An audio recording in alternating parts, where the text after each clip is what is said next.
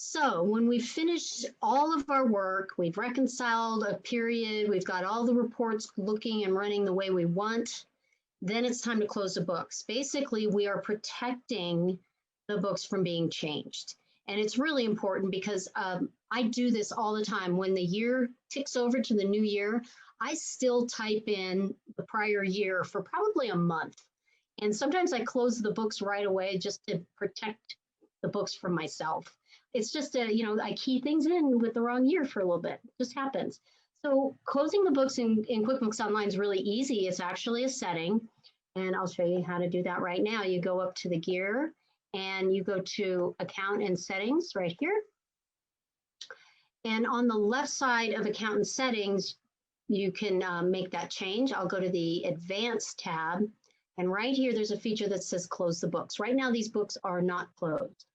So we finished all the accounting, everything looks good. I'm going to turn that feature on. I'm going to put in 12/31 of 20. So I'm locking the books up to that moment in time. So if anybody tries to make a change, they have to go through some steps. So basically we want to lock them down. We don't want any unauthorized changes. Your two options are allow the change with just a warning, hey, the books are closed. My experience, my clients never read those warnings anyway. They just click right through them. So if it was a client that's like that, I may not choose that one. I would do a warning, and then if it's really something that needs to be entered, like maybe it is depreciation, we want to enter a password to allow that last entry to go in. So you could enter a password. So then just go in here and choose a password, and don't forget it, right? Oh, I typed it in wrong. That should work. And then hit save. So these books are closed. Basically, what's going to happen is, oops, that was weird. Let me get rid of this.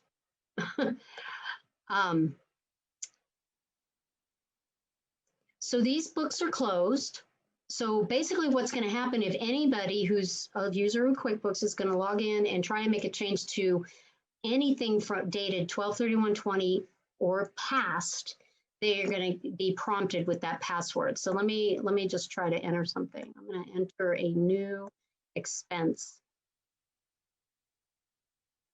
And I love this because it just kind of locks things down, right? I decide we want to put something in here again. I'll do office supplies again, close that. And 1,500. But this time I'm backdating it to 12/31 or any time period earlier, and I hit save. Double check the date. If I'm okay with this entry, we forgot to enter something. Well, enter the password, and it allows it. So let's go ahead and enter an expense, and we'll backdate it to the close period. So I'll put in Office Supply Center, date 12/31/20, put in office supplies here, paying out $1,500, and we'll go ahead and hit save and close. And I have to enter the password. So again, if you don't want to share this password with people who don't have authorization to make changes to history. So the only time you would really want to make a change is something like depreciation or some closing or adjusting entries at year end. Generally, you're not supposed to go change an accounting period you've already reported on. So key in the password, hit yes, and you're able to make that entry. So back in the good old days, bookkeeping was literally books. There was giant ledger books that you would write debits and credits and columns and total things, and that's where the word bookkeeping came to play. That's how the name came there. And we really don't really use books anymore. So when it comes to the term closing the books, basically all year long, you've been filling in all these columns and rows and totaling page after page and bringing the total to the next page.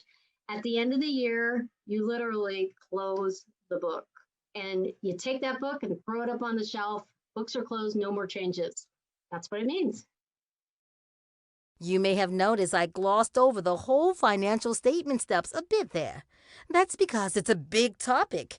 Let me grab another cup of coffee, and then I'll be ready to take that up with you.